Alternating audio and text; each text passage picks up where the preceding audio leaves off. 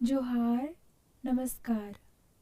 आज से हम लोग झारखंड का एक-एक टॉपिक को कंप्लीट करेंगे। सिर्फ कंप्लीट ही नहीं करेंगे, उसे आसान भाषा में पढ़ेंगे, समझेंगे और याद भी कर लेंगे और कहीं-कहीं ट्रिक का भी प्रयोग करेंगे। तो आज का हमारा टॉपिक है झारखंड का लोगो, यानी कि स्टेट एम्बलम। हमारा जो झारखंड का जो राजकीय प्रतीक चिन्ह है, उसके बारे में आज हम लोग जानेंगे। आसान भाषा में जानेंगे ताकि हम लोगों को आज याद हो जाए।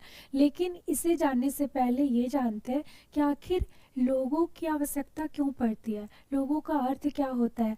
किसी भी राज्य हो या संघ शासित प्रदेश हो तो उसका एक अपना लोगो क्यों होता है, क्यों क्यों उसकी ज़रूरत पड़ती है। और जैसे कि हम जानते हैं, हमारे यहाँ 28 राज्य है और 8 केंद्र शासित संघ शासित प्रदेश है। तो उसका एक अपना लोगो क्यों है, उन सारे राज्यों का या कोई क्षेत्र का, उस क्षेत्र का एक अपना लोगो क्यों है। तो हम लोग जानेंगे।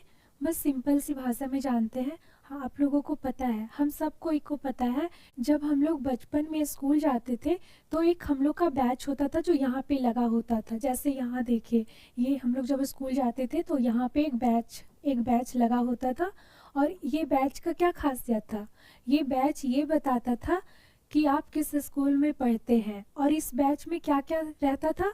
तो आपके स्कूल का नाम होता था, वो कहाँ पे है, कब इस्टेब्लिश्ड हुआ है, कब वो बना था, और ये सब सारी बातें। आपके ज़िला का नाम होता था, क्योंकि आपके ज़िला में जहाँ पे भी आपका स्कूल होता था वहाँ बहुत सारे स्कूल था, बहुत सारे स्कूल होते हैं। अभी भी कहीं कहीं पे ये बैच मिलता है। लेकिन हम लोग जब पढ़ते थे तो हम लोग को एक ऐसे कोई मेटल वगैरह का एक बैच होता था जो हम लोग को ये यहाँ पे लगाना होता था। हम लोग सबको ही लगाते थे। तो उसमें यही होता था कि वहाँ बहुत सारे स्कूल थे और कहीं कहीं बहुत सारे स्कूल का जो ड्रेस कोड होता था वो एक जैसा ही होता था। लेकिन बैच के द्वारा ये पता होता था कि ये बच्चा इस स्कूल का है, क्योंकि उसमें उसकी पहचान होती थी। और उसी बैच को देख करके हम लोगों को ये पता चलता था कि ये जो बच्चा है वो किस स्कूल का है, ये जो बच्चा है वो इस स्कूल का है या इस जिला का है या किसी बाहर जिला का है। तो ये पता चल जाता था उस बैच को देखकर। सेम यही वाला चीज़, यही जो बैच है, वही हम लोग के जो लोगों के बारे में हम लोग पढ़ते हैं। कोई भी राज्य का जो लोगो होता है उसके बारे में जब पढ़ते हैं तो वही एक बैच का काम करता है, वो उसकी पहचान बताता है। जिस प्रकार से जो हम लोग बैच पहनते थे स्कूल में तो वो हमारी पहचान बताता था कि हम किस स्कूल से आते हैं। सेम उसी प्रकार से ये जो लोगो है वो आपके स्टेट की आप जिस राज्य के हैं, आप या फिर जिस संघ शासित प्रदेश के हैं, तो वहाँ की पहचान बताता है कि ये जो है, ये जो लोगो है वो इस राज्य का है, ये लोगो है जो ये संघ शासित प्रदेश का है। फॉर एग्जाम्पल, जैसे कि मान लीजिए कि केंद्र सरकार के द्वारा सारे राज्यों को और संघ शासित प्रदेशों को ये बताया गया, ऑर्डर दिया गया, आदेश आया कि आप लोग एक पीडीएफ तैयार करके भेजिए कि वहाँ पे आप लोग किसी भी मैटर पे, जैसे एजुकेशन पे या फिर कोई, आप वहाँ पे कौन कौन सा अभी 2025 का मान लीजिए कि आपने कौन कौन सी योजनाएं सबके लिए किए हैं, किस प्रकार का योजनाएं आपने अभी, या तो वृद्ध लोग के लिए या फिर बच्चों के लिए स्कॉलरशिप के लिए या किसी के लिए भी क्या क्या उपलब्ध कराए हैं, कौन कौन सी योजना बना रहे हैं और कौन कौन सी चला रहे हैं। तो मुझे उसका पूरा लिस्ट चाहिए। तो ये जो नोटिस था, ये आदेश हर राज्य को दे दिया गया। अब क्या हुआ, सारे राज्यों के द्वारा एक पीडीएफ तैयार किया गया कि हाँ, हम लोग ये काम, ये योजनाएं हम अपने राज्य में चला रहे हैं। अब क्या हुआ कि जब सारा पीडीएफ हमारे केंद्र सरकार के बेंच पे गया, यानी कि टेबल पे गया, तो जो उनकी निगरानी करेंगे, जो जिनके पास ये सारा पीडीएफ जाएगा, जब वो देखेंगे तो पता चलेगा कि हाँ, यहाँ पे लिखा हुआ है कि ये राजस्थान का है, ये झारखंड का है, ये बिहार का है, या अंडमान निकोबार का है, ये लक्षद्वीप का है, जम्मू कश्मीर का है, कुछ भी लिखा रहेगा। लेकिन लेकिन एक होता है कि एक पहचान, तो पहचान उतना लिखा तो रहेगा, लेकिन पहचान, तो उसी पहचान के लिए एक यहाँ पे लोगो रहता है, यहाँ पे एक लोगो बना रहता है, यहाँ पे एक लोगो बना रहता है और उससे पता चल जाता है कि अरे, ये जो पीडीएफ है वो झारखंड का है, अरे ये जो पीडीएफ है वो बिहार का है। तो उस लोगो से पता चल जाता है। और आप जब वो देखेंगे तो देखेंगे, अच्छा ये लोगो झारखंड का है, यानी कि ये जो पीडीएफ है वो झारखंड का है, ये यूपी का है, ये बिहार का है, ये अंडमान निकोबार का है। इस प्रकार से एक उनकी पहचान पहचान पता चल जाती है कि ये पीडीएफ कहाँ से आया है। और साथ में जब वहाँ पे वो लोगो देखते हैं तो सबसे पहले उनका अट्रैक्शन केंद्र बिंदु उसी पर पड़ता है कि हाँ देखो, यहाँ का लोगों से ये पता चलता है कि वहाँ पे उस राज्य में क्या क्या है जो खास है, वहाँ की संस्कृति क्या है, वहाँ की पहचान क्या है, सब इस लोगों से एक झलक मिल जाती है। जिस प्रकार से हम जानते हैं कि हमारे संविधान के बारे में आप सबको को पता है कि हमारे संविधान का जो निचोड़ है वो किस में है, हमारी प्रियम्बल में, हमारी प्रस्तावना में। प्रस्तावना एक झलक है पूरे संविधान का। उसी को, प्रस्तावना को देखकर ये बताया जा सकता है कि हमारे संविधान में क्या क्या है, क्या क्या यहाँ के नागरिकों को कौन सा अधिकार है, कौन सा उनका कर्तव्य है। सारी बातें आप उस यहाँ की सरकार ने उन्हें, यहाँ के किस प्रकार की सरकार चलती है, किस प्रकार का लोकतांत्रिक है या क्या है, वो सारा झलक हमें प्रस्तावना में, प्रियम्बल में देखने को मिलता है। तो ये क्या है, प्रस्तावना, प्रियम्बल पूरे संविधान का एक प्रीफेस है। देखकर ये बताया जा सकता है कि इसमें क्या है। सेम उसी प्रकार से जो हमारा लोगो होता है वही है। लोगो क्या है, पहचान है, वहाँ की जो अपनी एक पहचान, किसी भी राज्य की, किसी भी केंद्र शासित प्रदेश या संघ शासित प्रदेश, किसी क्षेत्र की क्या पहचान है, वो सारा उस लोगो में समेटा हुआ रहता है। तो ये हम, इसलिए हम लोग लोगो का सिंपल सी भाषा है पहचान। ठीक है, तो ये लोगों का अर्थ बता दिया गया कि लोगों को देखकर ही पता लगाया जा सकता है कि ये किस राज्य की है और वहाँ की क्या संस्कृति है। जैसे मैं यहाँ पे कुछ लिखी हूँ कि हमारा लोगो, स्टेट एम्बलम, प्रतीक चिन्ह, ये क्या बताता है, क्यों लोगों को राजकीय प्रतीक चिन्ह की जरूरत पड़ती है। तो पहला नंबर है पहचान बताने के लिए। किस चीज के लिए, तो मैं अभी बताई, पहचान बताने के लिए प्रतीक चिन्ह की जरूरत, हमारे स्टेट एम्बलम की जरूरत, उस राज्य की जो पहचान है, वहाँ की क्या संस्कृति है, वहाँ के लोग कैसे हैं, वहाँ का क्या पर्यावरण, प्राकृतिक संपदा है, ये सारी चीजों की जो पहचान कराता है वो लोगों से ही पता चलता है। दूसरा है किसी भी राज्य क्षेत्र के जीवन दर्शन, यानी कि वहाँ के सारे जीवन दर्शन, वहाँ के लोग कैसे जीते हैं, क्या वहाँ की सब कुछ, वहाँ की कला, संस्कृति, हर चीज इसमें समेटा हुआ रहता है। आप लोगों को देखकर ही बता सकते हैं कि वहाँ का जीवन दर्शन किस प्रकार का है, वहाँ के लोग कैसे जीते हैं, वहाँ की संस्कृति क्या है, सब वहाँ की परंपरा क्या है। तो ये हो गया जीवन दर्शन की झलक होती है। जैसे मैं बताई, वहाँ की संस्कृति, प्राकृतिक, खनिज संपदा, पहचान, स्वाभिमान आदि सारे चीजों को ये क्या, ये हमारा लोगो दर्शाता है कि वहाँ की खनिज संपदा क्या है, वहाँ की पहचान क्या है, वहाँ की संस्कृति क्या है, वहाँ के लोग किस प्रकार की भाषा, ये सब कुछ की पहचान जो है वो हमें लोगों से पता चलता है। तो आज हम लोग झारखंड, हमारा जो, ये आप सब जान रहे हैं कि ये हमारा लोगो है, झारखंड का लोगो है। अब हम लोग देखेंगे कि जो हमारा झारखंड का राजकीय प्रतीक चिन्ह है उसे क्या क्या कहते हैं। हम बहुत जगह, बहुत लोगों से इसे अलग अलग नाम से सुनते हैं। तो सबसे पहले इसे क्या कहेंगे, पहला नंबर इसे झारखंड का लोगो कहेंगे। दूसरा नंबर, कहीं पर आप इसे राज्य के संप्रतीक चिन्ह के बारे में जानते, कहीं कहीं पे हमें मेंशन किया हुआ मिलता है जो राज्य संप्रतीक चिन्ह। तीसरे नंबर में इसे और क्या कहा जाता है, तो स्टेट एम्बलम कहा जाता है, या फिर झारखंड का प्रतीक चिन्ह। ये मैं सिर्फ झारखंड का ही नहीं बता रही हूँ, किसी भी राज्य का और किसी भी संघ शासित प्रदेश का जो लोगो होगा तो या तो उसके राज्य का लोगो बोला जाएगा, या राज्य का संप्रतीक चिन्ह बोला जाएगा, या स्टेट एम्बलम बोला जाएगा, या झारखंड का, या फिर उस राज्य का प्रतीक चिन्ह के बारे में चिन्ह बोला जाएगा, प्रतीक चिन्ह बोला जाएगा। ठीक है, क्या बोला जाएगा, झारखंड का प्रतीक चिन्ह बोला जाएगा। और ये आप देख रहे हैं, ये हमारा नया लोगो है, इसी के बारे में आज हम लोग जानेंगे। नया लोगो को जानने से पहले झारखंड का जो लोगो है, स्टेट एम्बलम है, राज्य के प्रतीक चिन्ह है, तो उसका इतिहास जानते हैं कि आखिर हमारा पहला लोगो कौन सा था, कब मिला और क्यों मिला, कैसे मिला, और साथ में क्यों ज़रूरत पड़ा, झारखंड को लोगो की क्यों ज़रूरत पड़ा, क्यों एक स्टेट एम्बलम की ज़रूरत पड़ी। क्योंकि हम सब जानते हैं 15 नवंबर 2000 को हमारा झारखंड एक अलग राज्य के रूप में उभरा। इससे पहले वो बिहार में था और इसकी पहचान बिहार के द्वारा की जाती थी। लेकिन जब हमारा झारखंड राज्य अलग राज्य बना, जब झारखंड हमारा अलग राज्य बना, तो इसे एक अपनी पहचान दिखानी थी, यहाँ का जो अधिकार है, यानी कि इसे हमारे झारखंड को अपने अलग राज्य का पहचान दिखाना था और साथ में यहाँ का क्या अधिकार है, यहाँ का जो अधिकार है उसे दिखाने के लिए एक लोगो प्रतीक चिन्ह की ज़रूरत पड़ी। और इस तरीके से हमें आवश्यकता लगा कि हाँ, हमारे झारखंड का एक अपना अलग लोगो होना चाहिए, क्योंकि हम इससे हमारी पहचान हो, ना कि पहले हम लोग जिस राज्य में थे उसके द्वारा हमारी पहचान हो। तो नो, इसी के कारण हमें एक अलग लोगों की आवश्यकता पड़ी। तो ये हो गया। फिर है झारखंड राज्य का पहला लोगो नवंबर 2000 को बना। तो ये कभी कभी क्वेश्चन आता है कि हमारा जो पहला लोगो था वो कब बना था। तो 15 नवंबर मतलब नवंबर 2000 को हमारा पहला लोगो बना था। और इनको डिजाइन किसने किया था या बनाया किनके द्वारा गया था, तो अमिताभ पांडे के द्वारा। हम ये अमिताभ पांडे के द्वारा हमारा पहला लोगो बनाया गया था। और पहला लोगो किस प्रकार का था, तो ये 4J वाला, इसे नाम दिया गया था 4J वाला ये। और आप लोग ये देख रहे हैं, ये हमारा था पुराना वाला लोगो, ये 4J था, यहाँ पे अशोक चक्र है और यहाँ पे झारखंड सरकार लिखा हुआ था। जो पुराना लोगो था ये वर्गाकार में था और अभी वाला कैसा है, चक्राकार है, वृत्ताकार है। तो ये कंपेयर भी आता है कभी कभी। तो हमारा पुराना लोगो वर्गाकार था और बीच में क्या था, अशोक चक्र।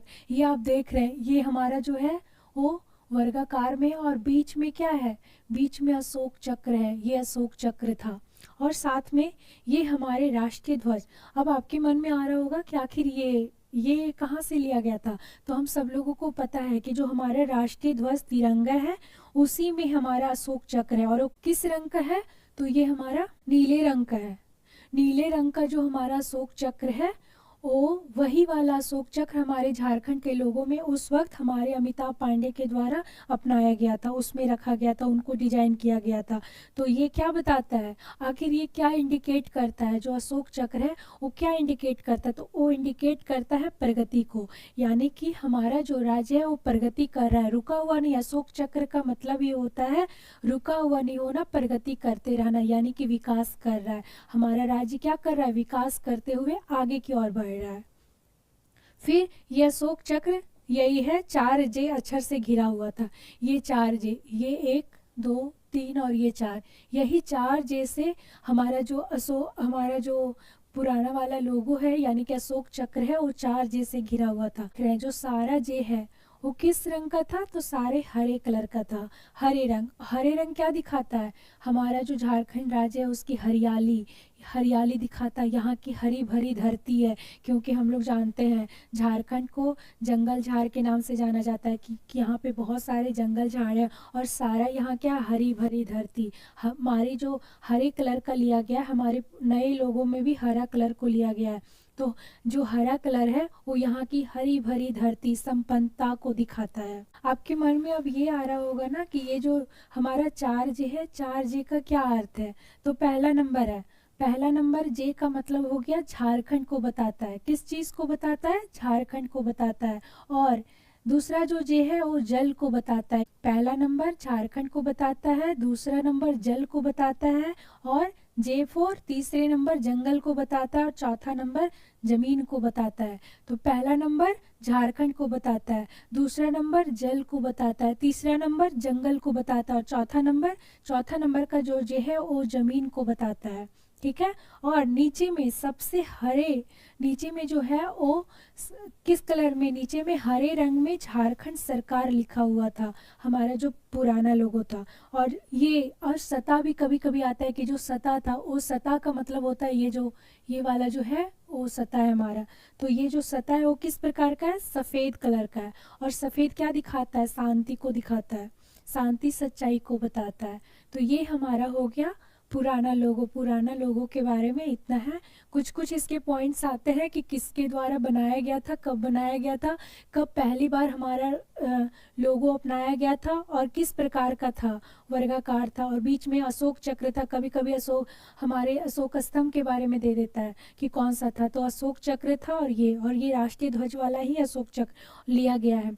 और 4J अक्षर था और J का सारा इसमें कभी कभी दे देगा, बीच में कुछ और दे देगा, एक जल को हटा करके ये भी दे सकता है कि इन चारों में से कौन एक ऑड वन है, कौन इसमें एक ऑड वन है। तो ये बता दिया और नीचे में कौन सा, या यहाँ पे कभी कभी दे देगा क्या यहाँ पे भारत सरकार लिखा हुआ था, तो नहीं, झारखंड सरकार लिखा हुआ था। और किस कलर का था, ये हमारा जो सतह है वो सफ़ेद था। तो ये हो गया हमारा पुराना लोगों के बारे में। अब हम लोग अपने नए लोगों के बारे में जानेंगे कि इसका नोटिफिकेशन कब निकला, कब अनावरण किया गया, किन के द्वारा किया गया और कब लागू किया गया।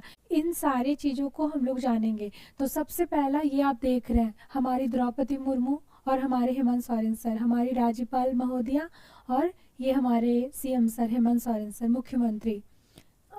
तो झारखंड का नया लोगो, तो ये बात है 14 अगस्त 2020 को, 14 अगस्त 2020 को एक नोटिफिकेशन निकला, किनके द्वारा, मंत्रिमंडल सचिवालय एवं निगरानी विभाग के द्वारा एक नोटिफिकेशन निकाला गया। और इस नोटिफिकेशन के द्वारा बताया गया कि अब जो हमारा नया लोगो है वो ये होगा, और जो पुराना लोगो है अब वो लोगो नहीं रहा, मतलब अब उसका प्रयोग नहीं किया जाएगा। तो ये आप देख रहे हैं, ये जो आप देख रहे हैं यही हमारा नोटिफिकेशन है नया लोगों के लिए।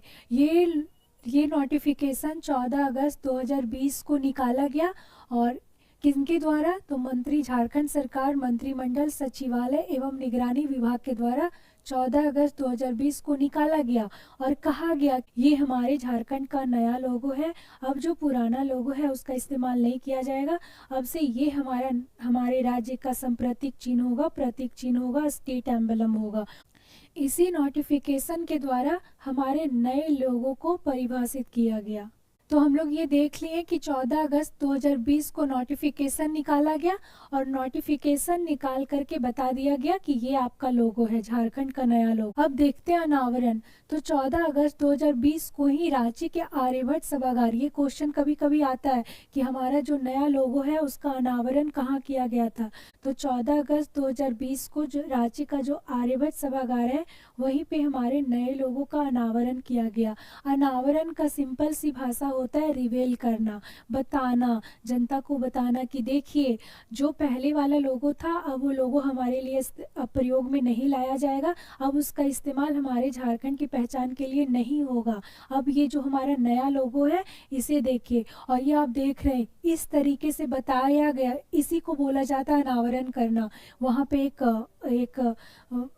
एक प्रक्रिया होती है, उस प्रक्रिया को फॉलो करते हुए ये बता दिया जाता है, ये जो हमारी द्रौपदी मुर्मू है और ये सर बता रहे हैं हेमंत सोरेन सर कि ये अब हमारा नया लोगो होगा। तो इसी को अनावरण बोला जाता है, रिवील करना, जनता को बताना, दिखाना कि ये जो है अब ये हमारा नया लोगो होगा, जो पुराना लोगो हम लोग इस्तेमाल कर रहे थे अब उसका इस्तेमाल नहीं किया जाएगा। सार्वजनिक तौर से दिखाया गया कि हाँ ये अब आप सबको ही का लोगो होगा, हम सबको ही का। अब आता है कि क्या ये किनके द्वारा बनाया गया, कोई स्पेशल व्यक्ति का नाम तो नहीं।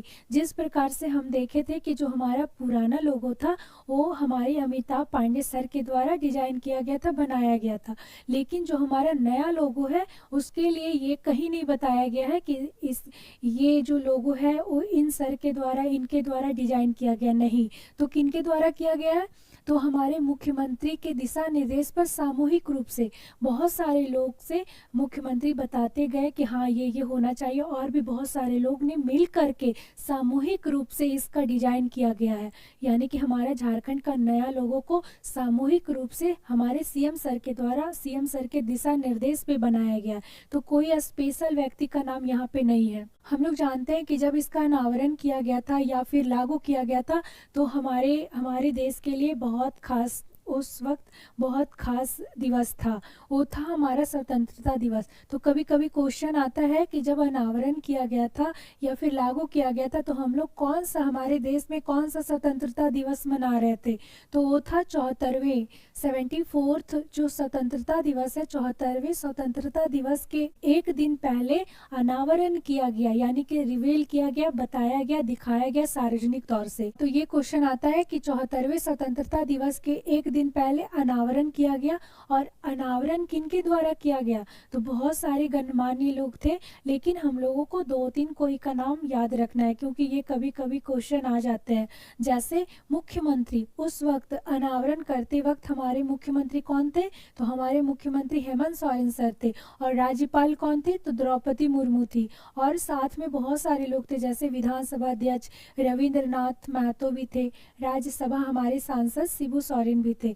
तो बहुत सारे लोगों का नाम हम लोग ने, और भी बहुत सारे लोग थे, यदि सारे लोग का नाम नहीं भी याद रखेंगे तो कोई बात नहीं है, लेकिन 2 कोई का नाम बहुत ज़्यादा याद रखना है। मुख्यमंत्री हेमंत सोरेन सर और राज्यपाल द्रौपदी मुर्मू, ये 2 कोई का नाम आता है। अब आगे का पॉइंट देखते हैं कि इसे बनाने में टोटल कितना समय लगा।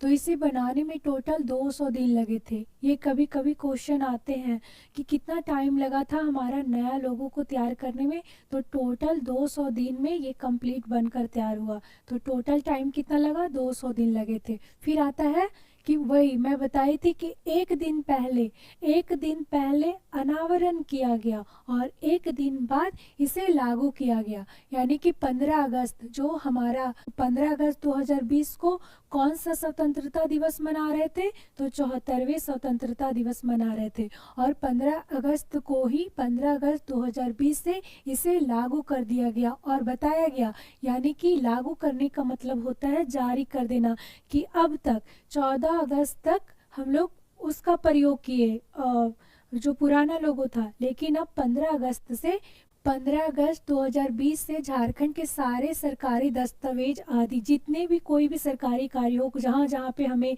ये लगेगा कि अब हमें हमारे लोगों का प्रयोग किया जाएगा, आवश्यकता पड़ेगी, तो वहाँ पे हमारा नया लोगो 15 अगस्त 2020 से ही ये लागू कर दिया गया। यानी कि अब कहीं पर भी ये लगाना होगा झारखंड का लोगो, तो 15 अगस्त से कौन सा लगेगा? हमारा नया लोगो लगेगा। तो इस नए लोगों का इस्तेमाल किया जाना शुरू हो गया। कब से? तो 15 अगस्त से।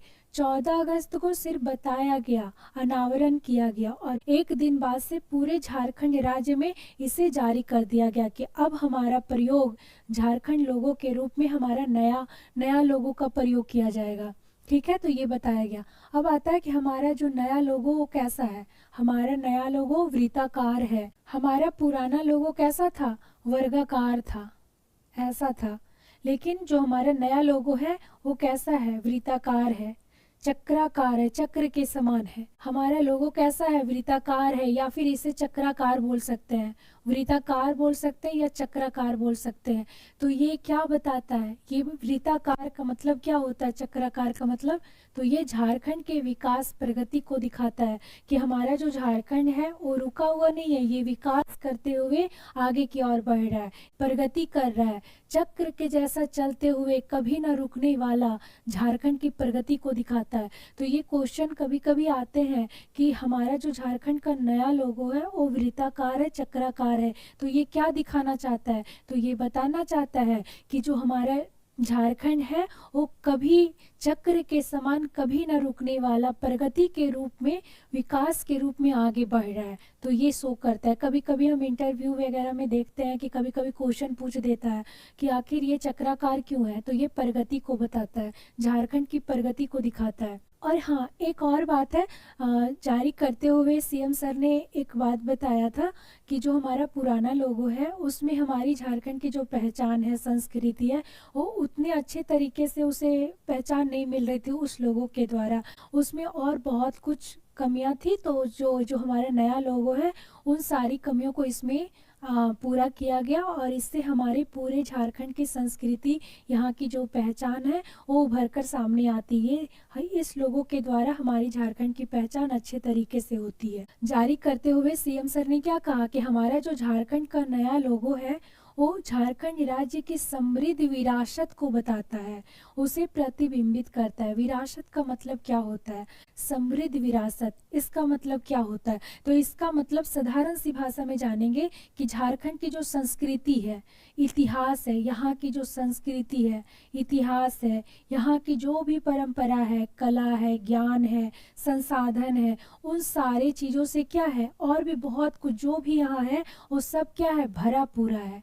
हम लोग संपन्न हैं, संपन्नता को बताता है। और ये जो सारा हमारा जो समृद्ध विरासत है वो हमें कहाँ से मिलती है, तो हमारे पूर्वजों के द्वारा मिली हुई है, जो हमारे लिए बहुत कीमती है। और यही सारी चीज़ों को, जो हमारा जितना भी सब कुछ है, हम लोग भरे पूरे हैं, और वो सारा जो समृद्ध विरासत है हमारे हमारे पूर्वजों के द्वारा हमें मिला हुआ है, जो हमारे लिए बहुत कीमती है। और इन्हीं सारी चीज़ों को समृद्ध विरासत कहते हैं। और यही समृद्ध विरासत हमारे झारखंड के लोगों द्वारा बताया गया है कि जो हमारा झारखंड का लोगो है उससे हमारे झारखंड की समृद्ध विरासत की पहचान मिलती है। वो दिखाती है कि हमारा झारखंड भरा पूरा है। कि हमारा जो नया लोगो है हमारे झारखंड का, वो हमारे झारखंड की संस्कृति, यहाँ की झारखंड की क्या पहचान है, उन सारे पहचान हमें हमारे झारखंड के लोगों द्वारा मिलता है। हमारे झारखंड का जो स्टेट एम्बलम है उसके द्वारा हमें मिलता है, और उस हमारे झारखंड के लोगों द्वारा ही हमारे झारखंड की पहचान होती है। ये हम लोग देख रहे हैं कि ये हमारा कौन सा है, ये हमारा नया लोगो है, यही हमारा नया लोगो है। सारे घेरा के बारे में जानेंगे, लेकिन इससे जानने से पहले याद रखना है कि हमारा जो घेरा स्टार्ट होगा सकेंद्रीय है। ये हम लोग अंदर से बाहर की ओर जाएंगे, ऐसा नहीं है कि बाहर से अंदर की ओर जाएंगे। इसको पहले घेरा मानेंगे, फिर ये दूसरा नंबर, ये तीसरा नंबर, ऐसे करके आगे की ओर जाएंगे और सारे के बारे में जानेंगे। तो जो ये हमारा है ये पहला घेरा है। ये कौन सा घेरा है? पहला घेरा है। तो हर घेरा के बारे में जानेंगे, या तो आप इसे घेरा बोले या सर्किल बोले, जो भी बोलना है बोल सकते हैं। तो पहले हम लोग इस घेरे के बारे में जानेंगे कि इसमें क्या है। इन सब चीज़ों में दो चीज़ बहुत ज़्यादा है। पहला तो क्वेश्चन आता है कि सतह, ये जो आप देख रहे हैं इसे सतह बोला जाता है। ये जो वाइट कलर का ये सफ़ेद रंग हम लोगों को दिखाई दे रहा है, इससे सतह बोलते हैं। जैसे पहले घेरा में जो सतह का रंग है वो क्या है? सफ़ेद कलर का है। दूसरे नंबर में हमें ग्रीन दिखाई दे रहा है, हरे रंग का। तीसरे में सफ़ेद दिखाई दे रहा है, चौथे में भी सफ़ेद दिखाई दे रहा है, पांचवें में देखिए ये हमारा हाथी, अभी इसके बारे में पढ़ेंगे। तो ये इसमें क्या है, हाथी का जो सरफेस वाला जो घेरा के अंदर सरफेस है, सतह है, वो क्या है, पृष्ठभूमि है, वो हरे कलर का है। फिर इसमें हमें सफ़ेद दिखाई दे रहा है और ये वाला में भी सफ़ेद दिखाई दे रहा है। तो इन सारे चीज़ों के बारे में जानेंगे। तो सबसे पहला आता है पहला गोला। पहला गोला ये तो बड़े वाला पूरा गोला है हमारा, और इसके अंदर ये घेरा बोले या गोला बोले।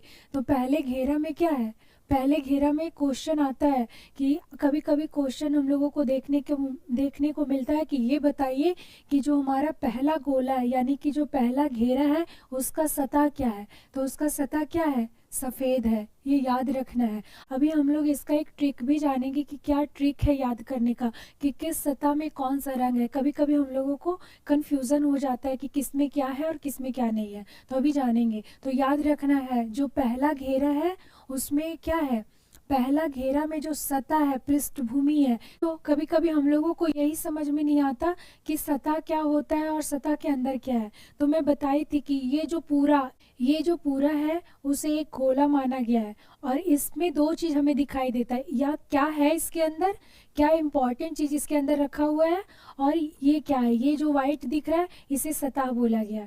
ठीक है, तो ये सतह का रंग याद रखना है और उस सतह के अंदर क्या है, सतह के अंदर क्या है और सतह का कलर क्या है, रंग क्या है, तो ये भी जानना है। जो हमारा पहला गोला है उसका जो सतह है वो क्या है, तो उसकी पृष्ठभूमि हमें सफ़ेद दिखाई दे रहा है। तो ये याद रखना है, पृष्ठभूमि क्या है, सफ़ेद है। और फिर हम बीच में देखते हैं, बीच में क्या है, तो हमारा ये अशोक स्तंभ है।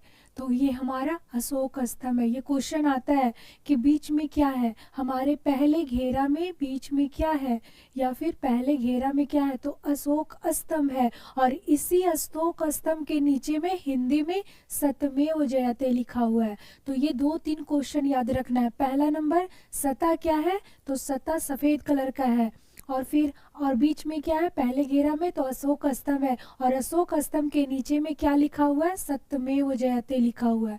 तो ये हो गया, नीचे में सत्यमेव जयते लिखा हुआ है, अशोक स्तंभ है, और हमारा जो पृष्ठभूमि है वो सफ़ेद है। अब जानेंगे कि आखिर ये अशोक स्तंभ क्यों लिया गया है। कभी कभी हमसे ये पूछा जाता है कि ये बताइए कि जो हमारा लोगो है, झारखंड का लोगो है, उसमें अशोक स्तंभ को क्यों रखा गया है, वो क्या मैसेज देना चाहता है। और और क्यों हमारा झारखंड अशोक स्तंभ को ही रखा है, ये हमें क्या सीख देती है, इससे हम क्या सीखते हैं।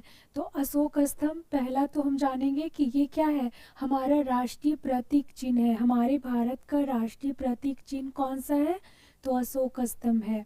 दूसरा, ये हमें इससे क्या सीख मिलती है, तो हमें इससे शक्ति के बारे में पता चलता है, शौर्य के बारे में पता चलता है, सत्य के बारे में पता चलता है, अहिंसा के बारे में पता चलता है, एकता के बारे में पता चलता है, दया, न्याय, मानवता, इन सारी चीज़ों की सीख हमें किससे मिलती है, तो अशोक स्तंभ से मिलती है।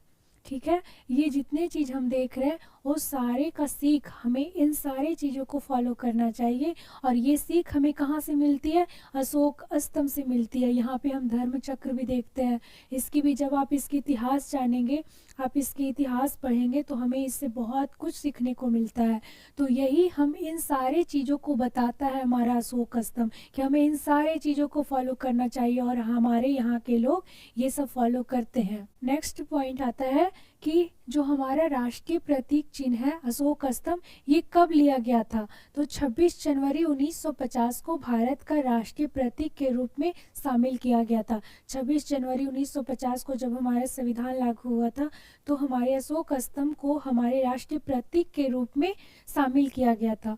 और आपको पता है सम्राट अशोक बहुत सारे स्तंभ बना रहे थे, तो उसमें जो एक ये सारनाथ में बनाए थे 4 सिंह वाला, वही वाला अशोक स्तंभ हमारे राष्ट्रीय प्रतीक के रूप में लिया गया है। हमारे भारत का राष्ट्रीय प्रतीक के रूप में हमारे सारनाथ वाला जो 4 सिंह वाला स्तंभ था उसी को भारत का राष्ट्रीय प्रतीक के रूप में लिया गया है। तो ये वही वाला अशोक स्तंभ है। हम लोग अशोक स्तंभ के बारे में जान गए, अब थोड़ा सा सत्यमेव जयते के बारे में जानते हैं। तो पहला तो सत्यमेव जयते ये कहाँ से लिया गया है, तो मुंडको उपनिषद से। ये कभी कभी क्वेश्चन आता है कि सत्यमेव जयते हमारे किस उपनिषद से लिया गया है, तो मुंडको उपनिषद से सत्यमेव जयते लिया गया है। और जो हमारा अशोक स्तंभ के नीचे में हिंदी में लिखा हुआ है। अशोक स्तंभ, जिस प्रकार से अशोक स्तंभ 26 जनवरी 1950 को हमारा राष्ट्रीय प्रतीक बना, उसी प्रकार से राष्ट्रीय प्रतीक के नीचे पे हमारे भारत राष्ट्र का मूल सिद्धांत के रूप में सत्यमेव जयते को अपनाया गया, यानी कि हमारे देश का मोटो, मूल सिद्धांत तो यही है। 26 जनवरी 1950 को ये अपनाया गया। जो हमारा सत्यमेव जयते है उसका अर्थ है अंत में जीत हमेशा सत्य की होती है। सत्यमेव जयते बताता है सच्चाई ही भारत की असली ताकत है। हमारे भारत की असली ताकत क्या है, सच्चाई, यानी कि अंत में हमेशा सत्य की ही जीत होती है और इसे ही हम लोग सत्यमेव जयते कहते हैं। ये क्या क्या बताता है, तो लोगों को नैतिक का संदेश देता है, लोग सत्य पर चले, सत्य की राह पे चले। ये बताता है कि लोग सत्य की राह पे चले, अन्याय और असत्य का विरोध करे, कभी भी किसी के साथ अन्याय ना करे, अन्याय हो रहा है तो उसका विरोध करे और न्याय की रास्ता पे चले। भारत को, क्योंकि हम जानते हैं कि हमारा जो भारत है कानून और न्याय पर चलता है, और सत्यमेव जयते बताता है सरकार, अदालत, प्रशासन सभी को सच्चाई के रास्ते पर चलना चाहिए, क्योंकि हम जानते हैं भारत कानून और न्याय पर चलता है। और यदि यही लोग सत्य की राह पे नहीं चलेंगे तो हमारा देश का विकास नहीं हो सकता। तो फिर हम कैसे कह सकते हैं कि हमारे जो भारत है उसका जो मूल सिद्धांत है वो सत्यमेव जयते है, यानी कि हमेशा सत्य की ही जीत होती है, अंत में हमेशा सत्य की जीत होती है। कैसे हो सकता है, हमारा देश कभी प्रगति नहीं कर सकता। इसलिए सत्यमेव जयते हमारे भारत को, हमारे भारत के लोगों को, हमारे कानून को, न्याय को, ये सब चीज़ को बताता है कि आप सत्य की राह पे चले, तभी हमारा देश तरक्की करेगा। सत्यमेव जयते जो हमारा मूल सिद्धांत है, इसके अर्थ को समझते हुए इसकी राह पे चलते हैं तो इससे क्या होगा, समाज में ईमानदारी, नैतिकता और सद्भाव बना रहेगा, तभी देश या फिर कोई भी राज्य तरक्की करेगा। अब आपके मन में आ रहा होगा ना कि क्या सत्यमेव जयते मुंडको उपनिषद में बस इतना ही लिखा हुआ है, तो नहीं, इसका जो पूरा मंत्र है वो है सत्यमेव जयते नानिर्तम, और इसका अर्थ क्या है कि सत्य की ही विजय होती है, कभी असत्य की नहीं होती। इसलिए इसलिए हमें सत्य की राह पे चलना चाहिए। तो अब हम लोग जानेंगे झारखंड के लोगों में अशोक स्तंभ को क्यों रखा गया, अशोक स्तंभ या फिर सत्यमेव जयते को क्यों रखा गया, ये क्या मैसेज देना चाहता है और हमें इससे क्या सीख मिलती है। जो हमारा अशोक स्तंभ है या जो सत्यमेव जयते हैं, इसे ऐसा नहीं है कि सिर्फ हमारे राष्ट्रीय के तौर पर ही इसका प्रयोग किया जा सकता है, नहीं। कोई भी सरकार, भारत के 28 राज्य, कोई भी 28 राज्य हो या हमारा संघ शासित प्रदेश हो, कोई भी अपने लोगों में इस प्रतीक को रख सकता है। और इसका जानेंगे कि इसका क्या मैसेज, ये क्या मैसेज बताना चाहता है, क्यों हम लोग अशोक स्तंभ क्या संदेश देना चाहता है, क्या बताना चाहता है। तो इसे सभी राज्य, जो अशोक स्तंभ है और सत्यमेव जयते हैं, इसे सभी राज्य, यूटी, केंद्र की सरकारें, कोई भी हमारे जो केंद्र की सरकारें हैं, इस प्रतीक को आम तौर पर अपनी सरकारी चीज़ें, जैसे कोई दस्तावेज हो गया, कोई छाप हो गया, गाड़ी हो गया, सरकारी भवन हो गया, कोई भी चीज़ हो, इन सारे चीज़ों में इस्तेमाल कर सकते हैं। यानी कि इसका प्रयोग सार्वभौमिक रूप से कर सकती है। ऐसा नहीं है कि सिर्फ हमारे केंद्र सरकार के द्वारा ही, राष्ट्र के तौर पर ही हमारा जो अशोक स्तंभ है, हमारे जो प्रतीक चिन्ह है, उसका प्रयोग किया जा सकता है, नहीं। हम देखें कि सारे जगह, सारे सरकार के द्वारा, राज्य सरकार हो या फिर केंद्र सरकार हो या फिर हमारा संघ शासित प्रदेश हो, सारे राज्य सरकार के द्वारा इसका प्रयोग सार्वभौमिक रूप से किया जा सकता है। इसी प्रकार से झारखंड सरकार ने अपने लोगों में अशोक स्तंभ को रखा है और अशोक स्तंभ रखने का एक अर्थ बताता है, ये बताता है कि झारखंड भारत का एक अभिन्न अंग है। भारत से झारखंड कभी अलग नहीं हो सकता। ये क्या बताना चाहता है कि जो हमारा झारखंड है वो भारत का एक अभिन्न अंग है और ये भारत से कभी अलग नहीं हो सकता। तो जो अभिन्न अंग है उसी को ही संघवाद के रूप में बताया गया है। अशोक स्तंभ का झारखंड के लोगों में शामिल करना, ये संघवाद का प्रतीक के रूप में माना जाता है। अब हम लोग जानेंगे ये संघवाद क्या है। एक ऐसी व्यवस्था जिसमें दो स्तर की सरकार होती है, एक होती है पूरे देश के लिए और दूसरा होता है राज्य या फिर यूटी के लिए। तो ये जो दो स्तर की सरकार होती है वो कार्य करती है और देश का विकास करती है। यानी कि ये दोनों अपने अपने पद पे, इनका जो कार्य है, देश लेवल पर जो सरकार होती है उनका जो कार्य है वो देश के लिए करती है, और जो राज्य या फिर यूटी की जो सरकार है वो अपने राज्य स्तर पे और यूटी स्तर पे कार्य करती है और इस तरीके से दोनों मिलकर के हमारे देश का विकास होता है। हम लोग जान गए कि झारखंड के लोगों में भारत का जो राष्ट्रीय प्रतीक चिन्ह है अशोक स्तंभ का होना, सत्यमेव जयते का होना, ये क्या बताता है, ये संघवाद को बताता है। संघवाद यानी कि भारत का एक अभिन्न हिस्सा कौन है, झारखंड है और इससे अलग नहीं हो सकता। और क्या बताता है, और ये बताता है कि भारत की प्रगति में झारखंड की भी अहम भूमिका है। और क्या बताता है कि झारखंड की अलग संस्कृति है फिर भी हम भारत के अभिन्न अंग है। और झारखंड बताना चाहता है कि मैं भी भारत का गणराज्य का हिस्सा हूँ। और जो अर्थ अशोक स्तंभ के बारे में बताया गया है वो सारे हम फॉलो करेंगे। हम भी सत्य की राह पे चलेंगे, अहिंसा का प्रयोग करेंगे, न्याय की रास्ते, अखंडता की बात करता है। हम भी शौर्य, शक्ति, मानवता, दया, करुणा, धर्म, ये सारे चीज़ों को हम लोग फॉलो करेंगे और फॉलो करते हैं और इस प्रकार से हम भी देश के विकास में अहम भूमिका निभाएंगे। अब हम लोग जानेंगे दूसरा घेरा के बारे में। पहले घेरा के बारे में जान लिए कि अशोक स्तंभ और सत्यमेव जयते के बारे में। अब जो हमारा दूसरा घेरा है वो ये वाला है, ये जो आप देख रहे हैं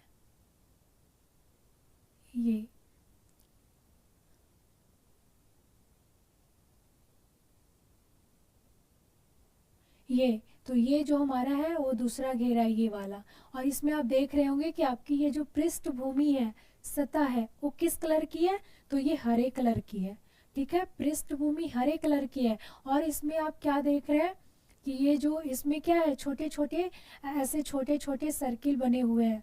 टोटल कितने हैं, टोटल 60। छोटे छोटे 60 सर्किल बने हुए, और वो कैसा है, सफ़ेद घेरा में है, वृत्त के रूप में है या फिर घेरा बोल सकते हैं।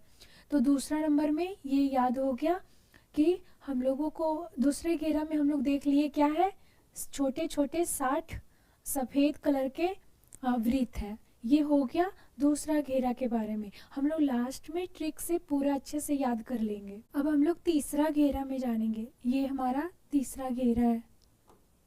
ये हम लोग देख रहे हैं ना, ये जो डांस करते हुए नज़ारा आ रहा है। तो पहला नंबर है, तीसरा घेरा की जो पृष्ठभूमि है वो क्या है, सफ़ेद कलर की है। आप यहाँ देखिएगा, जो नृत्य करते हुए स्त्री और पुरुष का जो इमेज दिखाया गया है, उसमें जो सरफेस है, जो उसकी पृष्ठभूमि है, वो सफ़ेद कलर की है। तो ये आता है कि पृष्ठभूमि क्या है, सफ़ेद है। और इसमें कितने लोग नृत्य करते हुए, कितने मानव की आकृति इसमें दर्शाई गई है। तो ये 48 मानव की आकृति, जिसमें स्त्री और पुरुष दोनों हैं, उन दोनों की आकृति इसमें हमारे दिखाया गया है। आखिर और ये क्या कर रहे हैं, तो ये लोग नृत्य करते दिखाए गए हैं, यानी कि डांस करते, ढोलक बजाते। तो तीसरे नंबर में सफ़ेद कलर का पृष्ठभूमि है, और इसमें टोटल जो मानव की आकृति बनाई गई है, मानव की जो संख्या है वो 48 है। और सारे लोग क्या कर रहे हैं, और उसमें स्त्री और पुरुष दोनों मिलकर के डांस कर रहे हैं, यानी कि नृत्य करते हुए दिखाए गए हैं। कोई नाचते हुए, कोई गाते हुए, ढोलक बजाते हुए, इस तरीके से वे कर रहे हैं। इस प्रकार का जो चित्र है उसे सौरा चित्रकारी कहा जाता है। अब जानेंगे कि आखिर ये सौरा चित्रकारी क्या है। सौरा चित्रकारी को एक नाम दिया गया है जिसका नाम है एकोंजा या इडल वॉल पेंटिंग। तो क्वेश्चन कभी कभी आता है कि सौरा चित्रकारी को क्या कहा जाता है, इसे एकोंजा या इडल वॉल पेंटिंग कहा जाता है, ये याद रखना है। आखिर क्या है ये सौरा चित्रकारी, और क्यों हमारे झारखंड के लोगों में इसे दर्शाया गया है, क्यों इस सौरा चित्रकारी को इसमें अंकित किया गया है। तो ये एक जनजातीय कला है। कौन सी कला है, जनजाति लोग का, जो हमारे जनजाति लोग आदिवासी समाज में, वहाँ पे एक संस्कृति है, एक कला है जिसको हम लोग सौरा चित्रकारी बोलते हैं, जो खास करके सौरा जनजाति के द्वारा, ये कौन जनजाति के द्वारा बनाया जाता है, ये जो हमारा सौरा चित्रकारी है, तो सौरा जनजाति। और ये जनजाति कहाँ कहाँ मिलते हैं, ये क्वेश्चन आता है। सौरा जनजाति उड़ीसा के क्षेत्र में, आंध्र प्रदेश, मध्य प्रदेश, झारखंड, इन सारे जगह पे हम लोगों को सौरा जनजाति मिलते हैं, और वही लोग इस प्रकार का नृत्य करते हुए सौरा चित्रकारी का प्रयोग करते हैं। और एक और क्वेश्चन आता है कि ये संरक्षण, और इसे संरक्षण कहाँ दिया गया है, उड़ीसा सरकार के द्वारा सौरा चित्रकारी को संरक्षण दिया गया है। अब आते हैं, अब हम लोग आगे देखते हैं कि जनजाति लोग कहाँ बनाते हैं, क्या करते हैं ये सौरा चित्रकारी में। तो हम लोग देखेंगे कि जो जनजाति लोग हैं वो अपने अपने घर में, आंगन में, दीवारों पे, ये सारी चीज़ों पे वे लोग ये सौरा चित्रकारी को बनाते हैं। अभी भी हम लोग जहाँ पे जनजाति का इलाका है वहाँ पे जाएंगे तो वहाँ पे उनके घरों में, दीवारों में, आंगन, सब में वहाँ पे सौरा चित्रकारी के रूप में नृत्य करते हुए और भी बहुत तरीके के करते हुए वो अपने दैनिक जीवन में भी जो कार्य करते हैं उन सारी चीज़ों को करके वो सजाए हुए वहाँ पे उनकी पेंटिंग मिलेगी, हम लोगों को अभी भी मिलती है। तो अब हम जानेंगे सौरा चित्रकारी में हमें क्या क्या देखने को मिलता है। जब हम सौरा चित्रकारी देखते हैं तो वहाँ हमें देखने को क्या मिलता है, नाच गान करते हुए जो लोग हैं, वो जो जनजाति लोग हैं वो क्या करते हैं, नाच गान करते हुए, और साथ में जंगल जमीन की भी चित्र हमें उनमें देखने को मिलता है। उनकी देवता की, उनकी खेती बाड़ी, शादी विवाह, दैनिक जीवन में वो कोई भी कार्य करते हैं तो वो सारे चीज़ों को हम लोगों को सौरा चित्रकारी में देखने को मिलता है। कोई भी कार्य वो करते हैं, जैसे वो पूजा पाठ कर रहे हैं, उनके कोई देवता है तो उनका भी चित्र उसमें हम लोगों को देखने को मिलता है। नृत्य करते हुए, शादी विवाह, कोई भी घर का खेती करते हुए, कोई भी बच्चे को संभालते हुए, तो वो सारी जो जो चीज़ें वो अपने दैनिक जीवन में करते हैं, दैनिक कार्य में वो करते हैं, वो सारी चीज़ें हमें सौरा चित्रकारी में देखने को मिलता है। और सबसे खास बात है कि वे लोग ये जो चित्रकार करते हैं, वो जो चित्रकला बनाते हैं, जो पेंटिंग करते हैं, उसमें वो प्राकृतिक रंगों का इस्तेमाल करते हैं। कोई भी आर्टिफिशियल का नहीं है कि खरीद के ले आओ और उसे पेंटिंग कर दो। हमारा जो प्राकृतिक रूप से मिलता है वही सब रंगों का उसमें वो प्रयोग करके और सौरा चित्रकारी की कला पेंटिंग करते हैं। और ये क्या दिखाता है, सौरा चित्रकारी क्या बताना चाहता है? तो ये बताना चाहता है, ये सब उनकी संस्कृति दिखती है, हमारे जो आदिवासी संस्कृति है, खासकर सौरा चित्रकारी के बारे में, तो उनकी संस्कृति को बताना चाहती है। और हम देखते हैं कि झारखंड के लोगों में दिखाया गया है नाच करते हुए, और ये क्या बताना चाहता है? तो हमारे झारखंड के लोगों में सौरा चित्रकारी में नृत्य करते हुए दिखाया गया है, यानी कि खुशहाल जीवन को बताया गया है। हम लोग नृत्य कब करते हैं? जब हम लोग खुशी होते हैं, जब हम लोग हर चीज़ से संपन्न होते हैं, तब हम लोग नृत्य करते हैं। तो वही चीज़ दिखाया गया कि हमारे लोग सुखी संपन्न है और यहाँ के लोग खुशहाल जीवन जीते हैं। तो वही चीज़ें हमारी सौरा चित्रकारी में दिखाया गया है। अब हम लोग चौथा घेरा के बारे में जानेंगे कि हमारा जो स्टेट एम्बलम है, झारखंड का जो नया लोगो है, उसके चौथे घेरा में क्या है। तो आप ये देख रहे हैं कि ये हमारा चौथा घेरा है, ये वाला चौथा घेरा है ये। और इसमें हमें क्या देखने को मिल रहा है? तो ये पलाश का फूल है, और इस पलाश का फूल किस सतह में है, किस कलर के सरफेस में है? तो ये सफ़ेद कलर के सतह में है। तो वहीं पे दिया हुआ है कि जो इसकी चौथा घेरा का जो पृष्ठभूमि है वो कैसा है, तो वो सफ़ेद है। और इसमें जो पलाश का फूल आप देखेंगे कि इस चौथे घेरा में हमें 24 पलाश के फूल दिखाई देते हैं। ठीक है, तो सतह क्या है, सफ़ेद है। और कितने पलाश का फूल है? तो 24 पलाश का फूल है। क्यों इसे चुना गया है, आखिर क्यों? क्योंकि झारखंड का जो राजकीय फूल है वो क्या है, पलाश है। तो इसलिए हमारे झारखंड के लोगों में पलाश के फूल को अंकित किया गया है, यहाँ पे चुना गया है, रखा गया है। इस फूल का और भी बहुत सारे खासियत अभी हम लोगों को देखने को मिलेगा। पहला कि इसका जो सीधा संबंध है वो किससे है, प्राकृतिक से, सांस्कृतिक से, जनजातीय जीवन से, और इन सारे चीज़ों से इसका सीधा संबंध है। अभी हम लोग एक एक करके देखेंगे। जैसे कि झारखंड में बहुत मात्रा में जो पलाश का फूल है वो हमारे झारखंड के एरिया में, जंगल झाड़ में हमें प्राकृतिक रूप से बहुत मात्रा में हमें ये पलाश का फूल मिलता है, जो क्या बताता है, यहाँ की हरियाली, जंगल, प्राकृतिक संपदा को दिखाता है। और इसकी क्या खासियत है कि ये जनजाति द्वारा, यानी कि जो हमारे जैसे संथाल, उरांव, मुंडा, कोई भी जनजाति है, उन सब में ये एक पवित्र फूल के रूप में माना जाता है। उनको वे लोग इसे पवित्र फूल के रूप में मान करके पूजा पाठ में, कोई भी त्यौहार हो गया, नृत्य, कोई समारोह में, ये सब चीज़ों में इसका प्रयोग करते हैं। तो इन सारे कारण से हमारा झारखंड का लोगो है उसमें हमारे पलाश फूल को रखा गया। एक तो ये राजकीय प्रतीक है, और फिर जनजाति में इसका अहम भूमिका है। वे लोग इसे पवित्र फूल के रूप में मानते हैं। कोई भी कार्य हो गया, पूजा पाठ, समारोह, कोई भी नृत्य, कला, कुछ भी होता है, सजावट का काम है, तो सबसे पहले हमें पलाश का फूल का प्रयोग करते हैं, पलाश का फूल का प्रयोग करते हैं। अब आगे का जो पॉइंट है कि ये कब खिलता है, तो ये वसंत ऋतु में खिलता है। कब खिलता है? वसंत ऋतु में। और क्या होता है, वसंत ऋतु के समय जब आप देखेंगे पूरा जो हमारा जंगल है वो कैसा हो जाएगा, लाल नारंगी, क्योंकि हम जानते हैं ये हमारा पलाश का फूल है। और ये आप देख रहे कहीं कहीं आपको ये पूरे डार्क सिंदूरी लाल में मिलेगा या थोड़ा नारंगी में मिलेगा। और इसका ये जो फूल होता है उसके नीचे में आपको एक ठेपी मिलता है, वो काले कलर का होता है। इसकी भी कोई अलग खासियत है। तो ये हो गया, लाल नारंगी में दिखाई देता है पलाश के फूल, जो क्या करता है, चमकता है, दूर से ही हमको चमकते हुए दिखाई देता है। और वसंत में ये फूल खिलती है। तो ये हो गया कि वसंत में ये फूल खिलती है।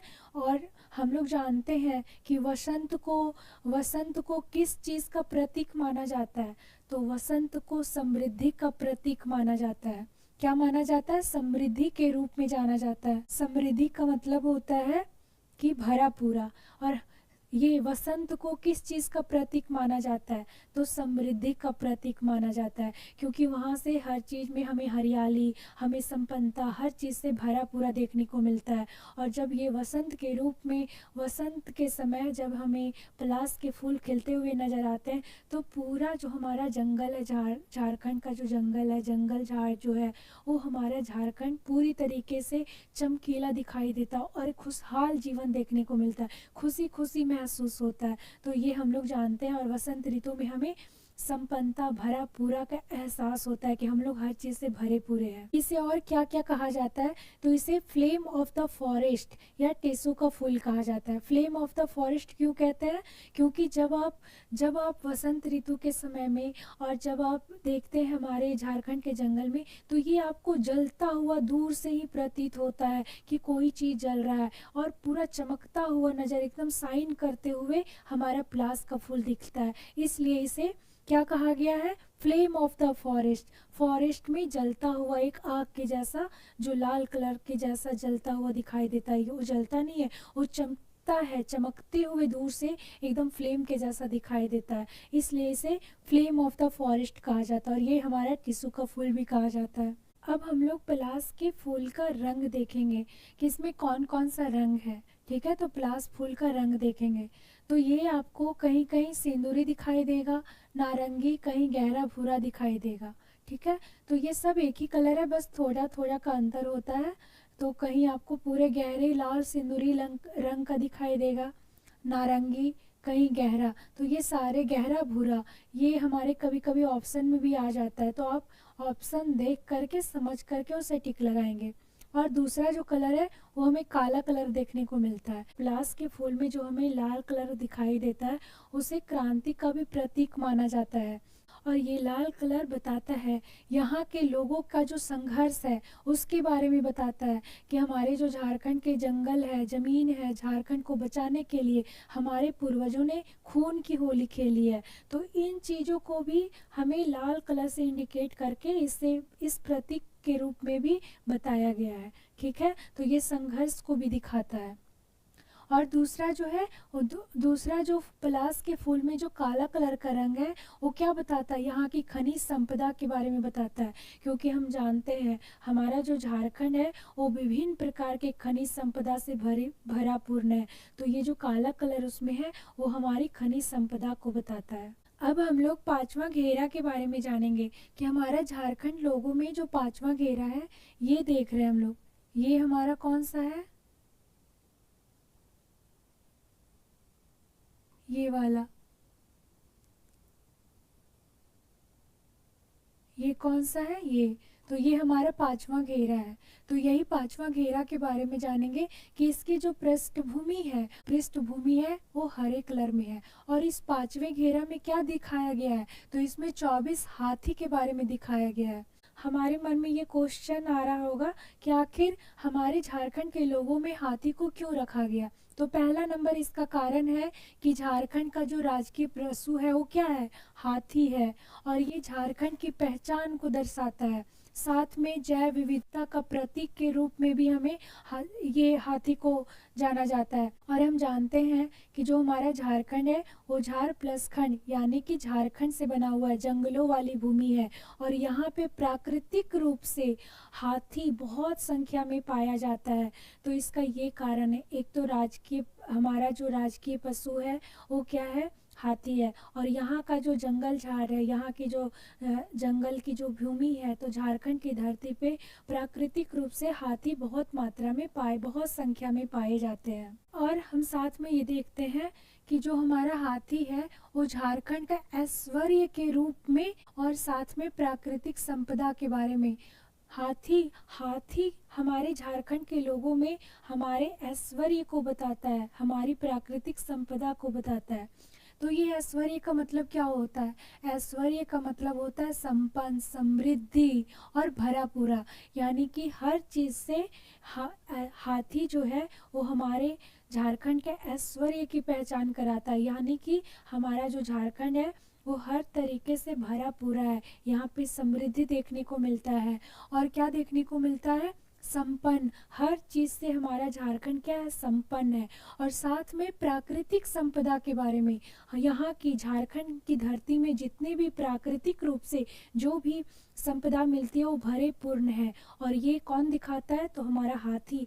हाथी से यही संदेश मिलता है, ऐश्वर्य के रूप में और प्राकृतिक संपदा, यानी कि ये सब चीज़ से हमारा झारखंड क्या है, भरा पूर्ण है। हमारे झारखंड के लोगों में हाथी और क्या क्या चीज़ों को इंडिकेट करता है, तो ये शक्ति का प्रतीक माना जाता है। हम जानते हैं हाथी क्या है, सबसे शक्तिशाली होता है, यानी कि यहाँ के लोग को दिखाता, बारे में बताता है कि यहाँ के लोग भी क्या है, शक्तिशाली है।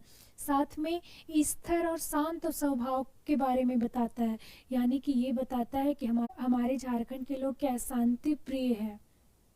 साथ में इसे सामूहिक नेतृत्व क्षमता वाले सारे गुण हैं, जिसकी तुलना झारखंड राज्य के शासन प्रशासन से की गई है कि इनमें इतनी शक्ति है कि ये अपने शासन प्रशासन को अच्छी तरीके से सामूहिक रूप से चला सकते हैं और अपने राज्य का विकास कर सकते हैं। ये सारी बातें हमारे झारखंड के लोगों में हाथी के द्वारा दर्शाया गया है।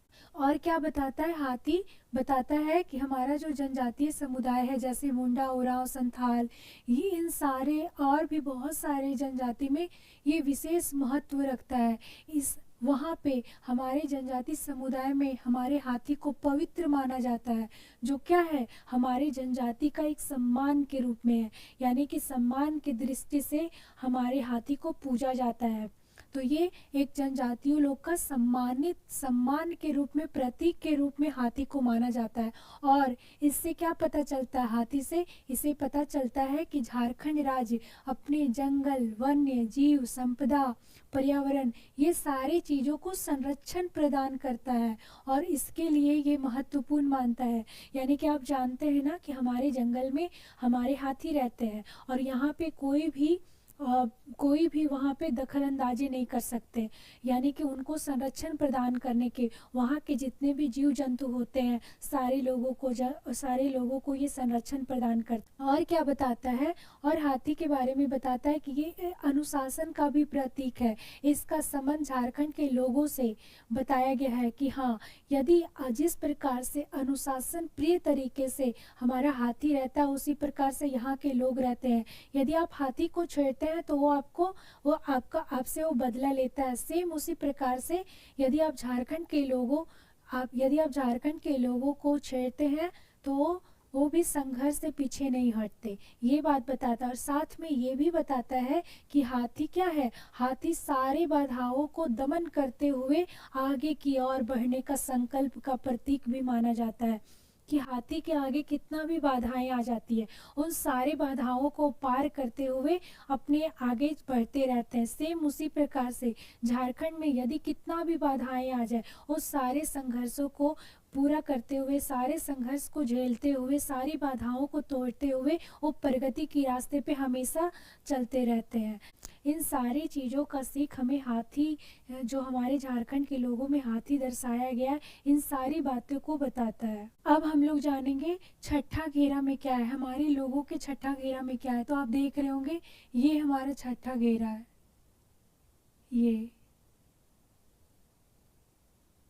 ये जो है वो हमारे झारखंड लोगों का कौन सा घेरा है, तो छठे घेरा है। और इसमें क्या दिखाई दिया है, इसमें क्या है, तो सबसे पहले जानेंगे इसकी पृष्ठभूमि। इसकी पृष्ठभूमि क्या है, सफ़ेद है।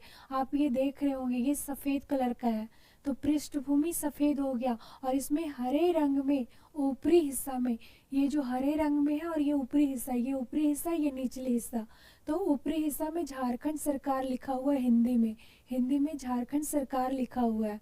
और वहीं नीचे में ब्लॉक लेटर्स में गवर्नमेंट ऑफ झारखंड लिखा हुआ है। और इन दोनों के बीच में एक डॉट में हरे कलर का डॉट है, यहाँ पे हरे कलर का, तो ऊपर में झारखंड सरकार और नीचे में गवर्नमेंट ऑफ झारखंड इंग्लिश में लिखा हुआ है और ऊपर में हिंदी में लिखा हुआ है। तो ये हमारा छठा घेरा में ये दर्शाया गया है। अब हमारा जो अंतिम घेरा है, क्योंकि हम जानते हैं हमारे झारखंड में टोटल 7 घेरा है, ठीक है, तो जो 7वां घेरा है ये हमारा 7वां घेरा है। ये जो आप देख रहे हैं ये जो है ये वाला, तो ये हमारा 7वां घेरा है।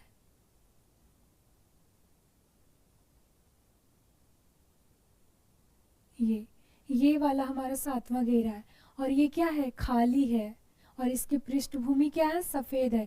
ये खाली है और इसकी पृष्ठभूमि सफ़ेद है। बस हमारे 7वां घेरा में इतना ही है। हम लोग झारखंड के नए लोगों के बारे में जान गए। अब हम जानेंगे इसे ट्रिक के माध्यम से कि कैसे कोई भी घेरा में क्या है तुरंत उस घेरा के बारे में हमें पता चल जाए। तो इसके लिए एक छोटा सा ट्रिक का प्रयोग करेंगे। सबसे पहले याद रखना है एक ट्रिक।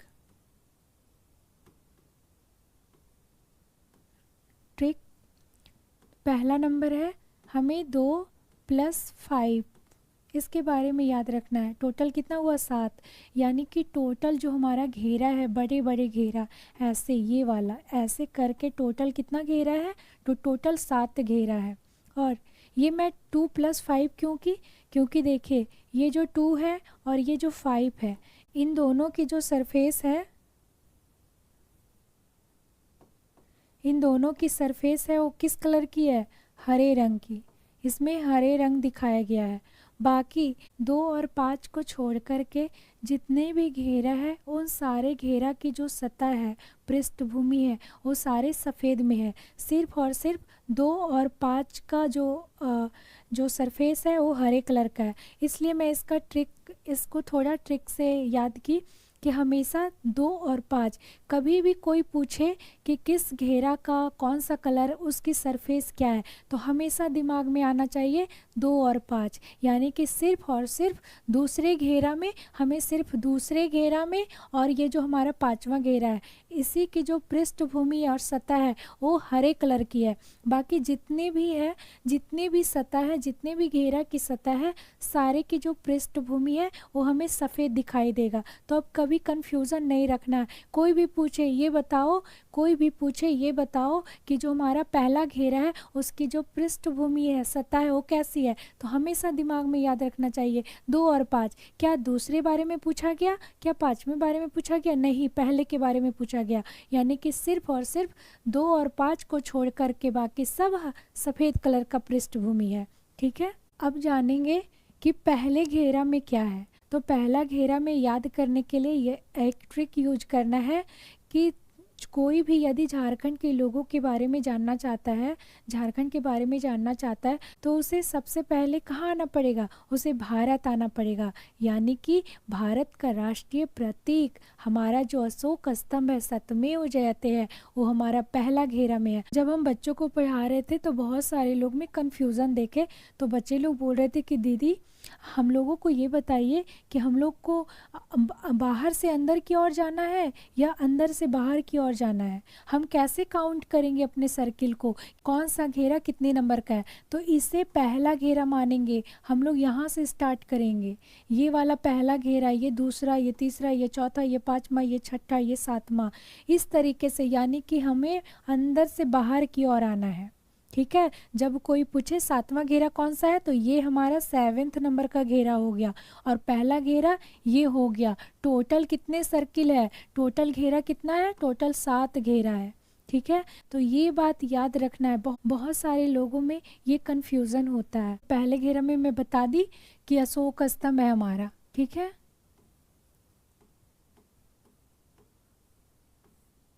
तो जो पहला घेरा है उसमें हमें अशोक स्तंभ देखने को मिल गया।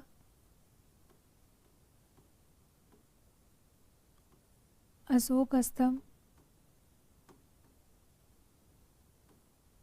और सत्यमेव जयते भी साथ में है, नीचे में सत्यमेव जयते।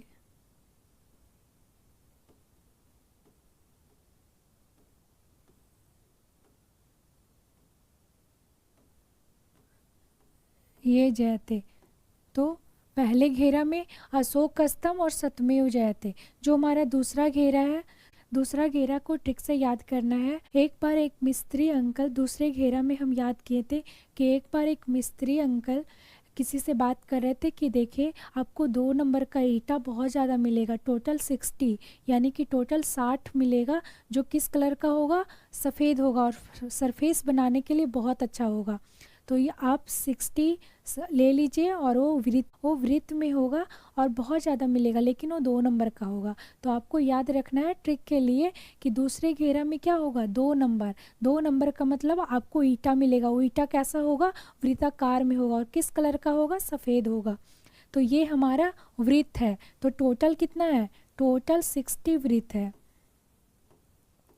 ठीक है, टोटल 60 वृत्त है। और कैसा है, तो ये सफ़ेद है, सफ़ेद है।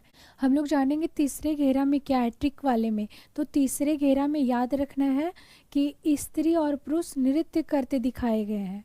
ठीक है, और टोटल कितना है, टोटल जो स्त्री और पुरुष की जो संख्या है वो टोटल 48 है। हुआ क्या था, मैं ट्रिक के लिए याद कर बता रही हूँ। जो हमारे स्त्री और पुरुष जो थे वो डांस कर रहे थे, तो उनके बच्चे भी बोलते हैं कि मुझे भी आना है, तो मुझे भी डांस करना है। तो बोले कि नहीं नहीं ऐसा नहीं होगा, अभी तुम लोग बच्चे हो, बाद में करना। तो बोले नहीं हमें भी करना है।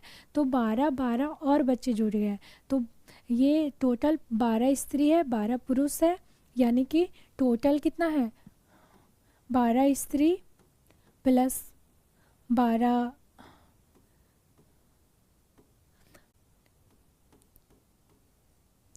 ये हो गया, ये पुरुष, ये स्त्री और ये छोटे छोटे बच्चे। ये तो टोटल कितना हो गया, टोटल 48 हो गया। यानी कि उसमें जो मानव की आकृति है वो 48 है। भले ही बच्चे लोग जो है उनको नहीं दिखाया गया है, उनको बोला गया ठीक है तुम लोग डांस करो, लेकिन तुम्हें हमें हमारे झारखंड के लोगों में अंकित नहीं किया जाएगा। तो उसमें सिर्फ बड़े लोगों को अंकित किया गया है। तो याद रखना है, सौरा चित्रकारी में हमें 48 लोग स्त्री पुरुष के रूप में, जो 24 लोग, 24 स्त्री 24 पुरुष एक डांस करते हुए दिखाई दिए हैं, कोई ढोल बजाते हुए, नृत्य करते हुए। और ये क्या दिखाता है, हमारी झारखंड की खुशहाल जीवन को दिखाता है। तो ये ट्रिक हो गया कि तीसरे नंबर में क्या है, तो डांस करते हुए सौरा चित्रकारी है। सौरा चित्रकारी तीसरे नंबर में है और वो क्या कर रहे हैं, नृत्य कर रहे हैं, स्त्री पुरुष के रूप में नृत्य कर रहे हैं। वहाँ 3 लोग डांस कर रहे हैं, एक माँ पापा और एक बच्चे, लेकिन बच्चे को नहीं दिखाया गया है, सिर्फ स्त्री और पुरुष को दिखाया गया है डांस करते हुए। तो जब भी आएगा तीसरा नंबर तो याद रखना है 3 लोग डांस कर रहे हैं, लेकिन दिखाया सिर्फ 2 लोगों को गया है। अब आता है चौथे घेरा में क्या है। चौथे घेरा में हमें याद रखना है कि हम लोग प्लास को पकड़ते हैं ना, तो बस याद रखना है जो प्लास हम लोग, प्लास घर में जो यूज होता है तो उसे पकड़ते हैं तो अपने हाथ से ऐसे पकड़ते हैं, लेकिन क्या होता है कि जो 4 नीचे की अंगुलियां होती है उस पर ज़्यादा बल पड़ता है। ठीक है, बस ट्रिक याद करने के लिए, यानी कि चौथे नंबर को हम लोग याद करेंगे कि प्लास को हम लोग 4 उंगली से ज़्यादा पकड़ते हैं। तो चौथे नंबर में प्लास, और प्लास यहाँ पे वो जो घर वाला प्लास है वो नहीं, वो बस याद करने के लिए प्लास फूल को दिखाया गया है। तो चौथे नंबर में क्या दिखाया गया है, प्लास फूल को दिखाया गया है, प्लास फूल है। ठीक है, टोटल कितना है, तो इसकी संख्या टोटल 24 है। टोटल 24 प्लास का फूल है। और ये कैसा है, और इसका रंग क्या है, तो इसका रंग लाल में है, ये याद रखना है। लाल बोले या फिर नारंगी या सिंदूरी लाल, तो ये है, उसमें थोड़ा ब्लैक कलर भी है और थोड़ा सा हमें काला भी दिखाई देता है, काला। अब हम लोग जानेंगे 5वें नंबर में क्या है, यानी कि 5वें घेरा में। जिस प्रकार से हम देखे थे कि जो हमारा प्लास का फूल है वो टोटल कितना है, 24 है। और यही प्लास जो टोटल 24 फूल है प्लास का, उसी प्लास फूल को 24 हाथी खाने आते हैं। क्योंकि हम जानते हैं हमारे झारखंड में, ये बस मैं ट्रिक के लिए बता रही हूँ, क्योंकि हमारा जो झारखंड है वहाँ स्वाभाविक रूप से बहुत सारे हाथी मिलते हैं, बहुत सारे जो हमारा प्लास का फूल है वो मिलता है। तो यही 24 फूल को खाने आते हैं। तो जैसे ही 24 फूल को 24 हाथी खाने आते हैं तो क्या होता है कि पांचों तरफ से लोग आकर के उसे घेर लेते हैं और उसके साथ उनकी जो जगह है वहाँ पे उनके साथ दखलंदाजी करते, छेड़छाड़ करते हैं। तो याद रखना है टोटल क्या है, तो इसमें टोटल सफ़ेद हाथी है, हाथी जो है वो कितना है, तो टोटल 24 है। और हाथी कैसी है, सफ़ेद है, सफ़ेद हाथी है। साथ में क्या है, और साथ में ये 5वें घेरा में है। तो मैं बता दी कि जब भी कोई पूछेगा 5वें घेरा में क्या है, तो याद रखना, अरे 5 तरफ से हाथी को सब घेरने आ गए थे और हाथी क्या कर रहा था, फूल खा रहा था। यानी कि टोटल 24 हाथी थे। पहले हम लोग फूल के बारे में पढ़ चुके थे, पलास का फूल। पहले पलास का फूल आया, उसके बाद हाथी, यानी कि चौथे घेरा में पलास का फूल। और उसी पलास फूल को खाने कौन आते हैं, हाथी आते हैं। और हाथी आने का मतलब होता है कि सारे तरफ से, पांचों तरफ से आकर के हाथी को घेर लिया जाता है। और जब आप उसके साथ छेड़छाड़ करेंगे, उसे तंग करेंगे, तो आपको मारेगा ही ना, तो वो सबको मार देते हैं। और हाँ, हाथी वाला जो था उसका सरफेस तो मैं बताई थी, 2 और 5 को याद करना है। और 5वें नंबर में क्या है, हरे कलर का पृष्ठभूमि है। अब देखते हैं छठे नंबर में क्या है। तो छठे नंबर में जिस प्रकार से हमारा पहला घेरा में भारत के बारे में बताता है, यानी कि भारत का राष्ट्रीय प्रतीक हमारा जो ये अशोक स्तंभ और सत्यमेव जयते है, उसी प्रकार से ये हमारा अंतिम ये घेरा जो होता है, ये कौन सा घेरा है, 6th नंबर का घेरा है। ये अंतिम घेरा है जिसमें कुछ है, यानी कि कुछ लिखा हुआ है या कुछ है। और ये जो सबसे अंतिम रूप का है 7th नंबर, इसमें कुछ भी नहीं है, ये खाली है। तो इसलिए ये इसे अंतिम भी हम लोग मान सकते हैं कि जिसमें कुछ है।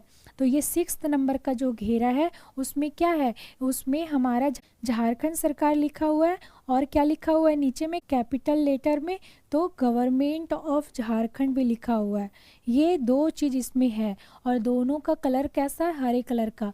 तो 5वें नंबर में क्या हुआ, झारखंड सरकार लिखा हुआ है और नीचे में गवर्नमेंट ऑफ झारखंड लिखा हुआ है, दोनों के बीच में डॉट है, ये हरे कलर का है। तो इसे याद रखना है कि पहला घेरा भारत का परिचय बताता है, यानी कि भारत का राष्ट्रीय प्रतीक है उसमें है। और जो अंतिम घेरा है जिसमें कुछ है, वो झारखंड के बारे में बताता है। और जो अंतिम घेरा है 7th नंबर का, वो क्या है, खाली है, वो पूरी तरीके से खाली है। और इसकी पृष्ठभूमि कैसी है, सफ़ेद है। और जो लाइन है, वो सारा जो लाइन है वो हमारी हरी भरी धरती के बारे में बताया गया, यानी कि हरे कलर का प्रयोग किया गया, हरे रंग का प्रयोग किया गया है सारे में। और जो पृष्ठभूमि है सफ़ेद, क्या बताता है, हमारे पूरे लोगों में जो मेन है, एक हरे कलर का और एक सफ़ेद कलर का। हरी हमारी झारखंड की हरी भरी धरती को दिखाता है। और हमारा जो सफ़ेद है वो हमारी शांति को दिखाता है, यहाँ के लोग शांति प्रिय हैं, और पवित्रता को दिखाता है। तो ये हो गया हमारा झारखंड के लोगों के बारे में। पुराना लोगो तो हमें याद है 4J अक्षर था और सारे क्लॉकवाइज में था, और सारा किस कलर का था, हरे रंग का था, और उसकी पृष्ठभूमि सफ़ेद, और बीच में क्या सा, अशोक चक्र है, और नीचे में झारखंड सरकार लिखा हुआ है। तो ये हमारा टोटल हम लोग आज समझ गए अपने झारखंड के लोगों के बारे में, पुराना और नए लोगों दोनों के बारे में। अब अगले क्लास में हम लोग इसके जो MCQ है वो सॉल्व करेंगे। अगले क्लास में नया टॉपिक पढ़ेंगे। धन्यवाद।